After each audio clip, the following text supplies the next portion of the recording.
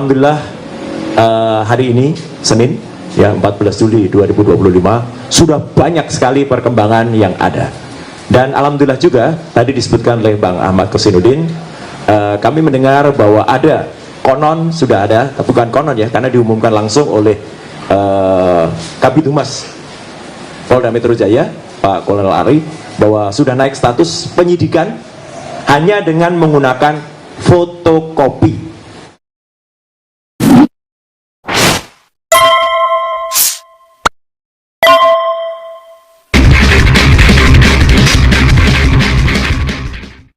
Kasus ijazah Presiden Joko Widodo, sebuah isu yang sempat mereda, kini kembali mencuat ke permukaan, dan kini resmi naik ke tingkat penyidikan di Polda Metro Jaya. Proses hukum ini menjadi babak baru dalam polemik yang telah berlangsung lama. Ini bukan lagi sekadar rumor yang beredar di media sosial atau perbincangan di warung kopi, tapi sudah masuk ranah hukum dengan indikasi awal adanya unsur pidana. Artinya, ada dugaan pelanggaran hukum yang perlu diinvestigasi lebih lanjut. Di tengah sorotan media dan perhatian publik yang besar, muncul pertarungan narasi yang sengit antara bukti dan fakta yang dikumpulkan oleh pihak kepolisian dalam proses penyidikan, dan analisis yang disampaikan oleh Roy Suryo, mantan menteri sekaligus pakar telematika yang menjadi terlapor dalam kasus ini. Analisisnya tentu akan menjadi bagian penting dari pembelaan dirinya. Kasus ini memaksa publik untuk peduli dan bertanya, seberapa penting sebenarnya keaslian dokumen yang dimiliki oleh pejabat publik? Apakah ini hanya sekadar formalitas atau memiliki implikasi yang lebih besar? Apakah kita sebagai warga negara akan menuntut proses hukum yang transparan, akuntabel, dan adil dalam penanganan kasus ini? Perjalanan kasus ini akan menjadi cerminan sekaligus ujian bagi kematangan demokrasi kita sebagai sebuah bangsa dalam menghadapi isu sensitif yang menyangkut legitimasi dan integritas pemimpin negara. Bagaimana kita merespons kasus ini akan menentukan arah perkembangan politik dan hukum di Indonesia. Kasus dugaan pencemaran nama baik terkait ijazah Presiden Jokowi, sebuah isu yang sempat ramai diperbincangkan di berbagai platform media, kini memasuki babak baru. Perhatian publik tertuju pada perkembangan kasus ini yang melibatkan tokoh penting negara dan implikasi hukum yang menyertainya. Kasus ini kini memasuki tahap penyidikan, sebuah fase krusial dalam proses penegakan hukum. Tahap ini menandakan bahwa pihak kepolisian telah menemukan indikasi awal yang mengarah pada dugaan tindak pidana. Hal ini terjadi setelah Polda Metro Jaya menemukan bukti permulaan yang cukup, yang dianggap memenuhi syarat untuk meningkatkan status kasus dari penyelidikan menjadi penyidikan. Bukti-bukti ini menjadi dasar bagi penyidik untuk melakukan pendalaman lebih lanjut. Status ini menandai perubahan besar dari sekadar adu argumen di ruang publik yang seringkali dipenuhi dengan spekulasi dan informasi yang belum terverifikasi, kini beralih ke pembuktian fakta di hadapan penyidik. Proses ini akan melibatkan pengumpulan bukti-bukti yang valid dan relevan untuk mengungkap kebenaran di balik klaim yang beredar. Penyidik kini berwenang melakukan pemanggilan terhadap pihak-pihak terkait, termasuk saksi ahli dan terlapor, untuk dimintai keterangan. Selain itu, penyidik juga memiliki kewenangan untuk melakukan penggeledahan di tempat-tempat yang dianggap memiliki keterkaitan dengan kasus ini, guna mencari barang bukti tambahan. Bahkan, hingga penahanan jika diperlukan apabila terdapat alasan yang kuat dan sesuai dengan ketentuan hukum yang berlaku. Setiap klaim dan bantahan yang diajukan oleh pihak-pihak yang terlibat harus didukung alat bukti sah yang dapat dipertanggungjawabkan secara hukum. Bukan sekadar opini yang bersifat subjektif dan tidak memiliki dasar yang kuat. Publik berharap proses hukum berjalan profesional dan transparan, sehingga dapat memberikan keadilan bagi semua pihak yang terlibat.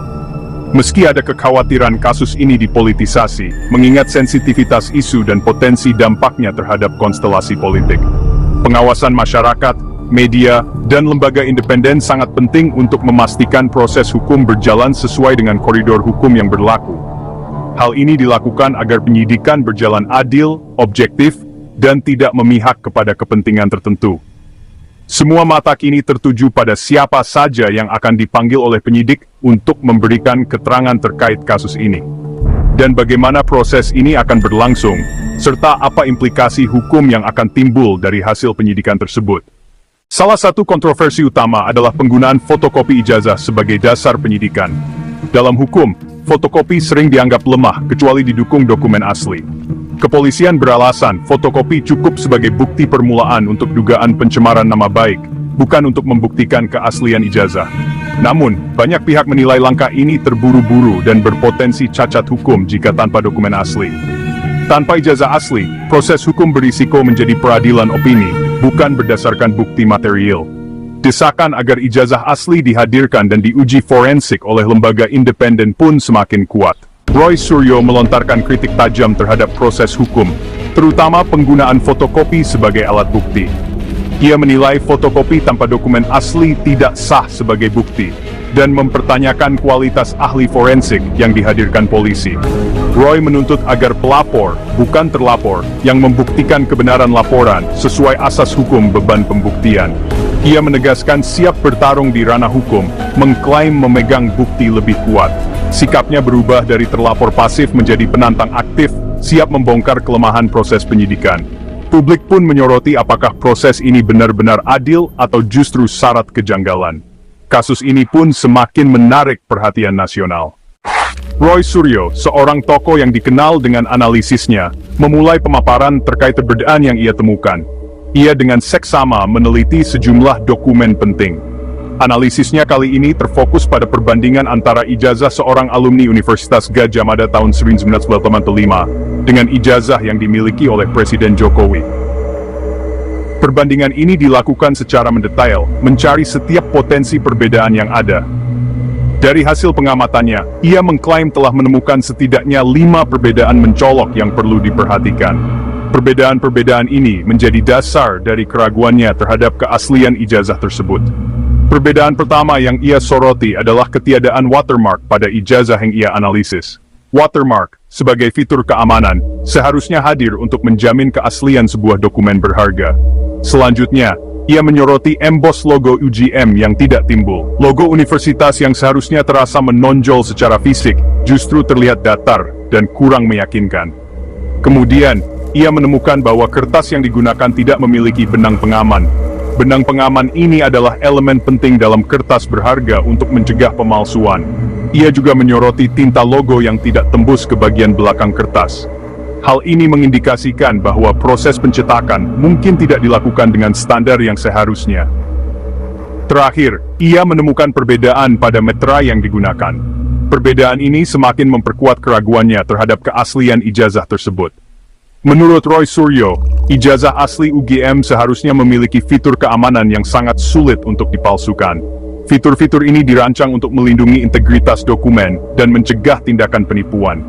Namun, dalam analisisnya, ia menilai bahwa ijazah Jokowi tidak memenuhi standar keamanan yang seharusnya ada pada ijazah asli UGM. Hal ini menimbulkan pertanyaan serius mengenai keabsahannya.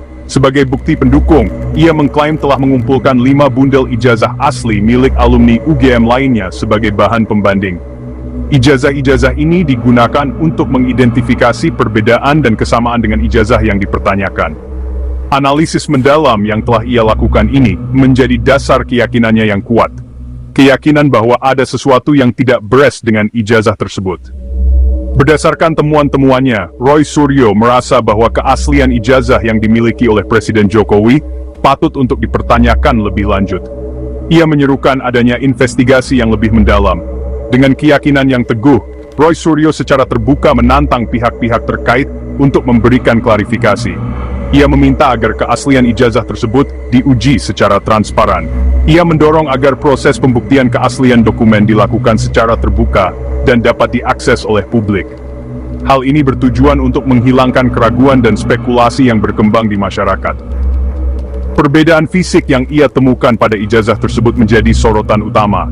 Perbedaan-perbedaan ini menjadi dasar dari argumen yang ia sampaikan. Dengan demikian, perbedaan-perbedaan fisik ini menjadi salah satu pilar utama yang mendasari argumennya terkait keaslian ijazah Presiden Jokowi. Roy Suryo juga menggunakan Error Level Analysis (ELA) untuk menganalisis gambar digital ijazah Jokowi. ELA mendeteksi perbedaan tingkat kompresi pada gambar, mengungkap potensi manipulasi digital. Pada ijazah pembanding, ELA menunjukkan elemen seperti tulisan dan logo sebagai bagian asli gambar. Namun pada ijazah Jokowi, ELA gagal mendeteksi elemen krusial, seolah-olah elemen itu ditempel secara digital. Roy mengklaim ini bukti kuat adanya rekayasa digital, bukan sekadar opini. Ia menantang pihak lain untuk membantah temuannya dengan data forensik setara. Temuan LA ini memperkuat narasi bahwa keaslian ijazah perlu diuji lebih lanjut. Roy Suryo menegaskan bukti utamanya adalah fisik, bukan hanya digital. Ia mengklaim memiliki 5 bundel ijazah asli alumni UGM Sriwijaya 85 sebagai pembanding yang akan ditunjukkan di pengadilan. Roy mengajak alumni UGM lain untuk ikut menunjukkan ijazah asli mereka sebagai data pembanding. Gerakan ini membangun tekanan publik dan moral terhadap institusi terkait. Jika banyak alumni menunjukkan ijazah serupa, klaim Roy akan semakin kuat. Strategi ini menggabungkan bukan hukum dan mobilis sosial. Roy Suryo juga mengklaim melakukan investigasi ke Pasar Pramuka, pusat jasa pembuatan dokumen palsu di Jakarta. Ia ingin menunjukkan bahwa pemalsuan ijazah adalah praktik nyata dan mudah diakses. Temuan di pasar gelap digunakan untuk memperkuat argumen bahwa ciri-ciri ijazah Jokowi mirip produk palsu. Roy juga menyinggung isu identitas dan gelar akademis lawan-lawannya, meragukan kredibilitas mereka. Strategi ini membangun narasi kompleks dari analisis forensik, investigasi lapangan, hingga serangan personal. Kasus ijazah Presiden Jokowi kini menjadi ujian transparansi dan supremasi hukum di Indonesia. Roy Suryo siap mempertanggungjawabkan klaimnya di pengadilan, sementara aparat penegak hukum dituntut bekerja profesional dan transparan. Kepercayaan publik pada pemimpin dibangun di atas integritas, termasuk keaslian dokumen akademis. Proses hukum yang transparan dan adil adalah kunci untuk meredam polarisasi dan menjaga kepercayaan masyarakat. Media, masyarakat sipil, dan akademisi harus mengawal proses ini agar tidak diblokkan kepentingan sesaat. Apapun hasilnya, kasus ini akan menjadi presiden penting bagi demokrasi Indonesia. Mari kawal proses ini demi kebenaran dan keadilan, bukan sekadar mencari pemenang atau pecundang.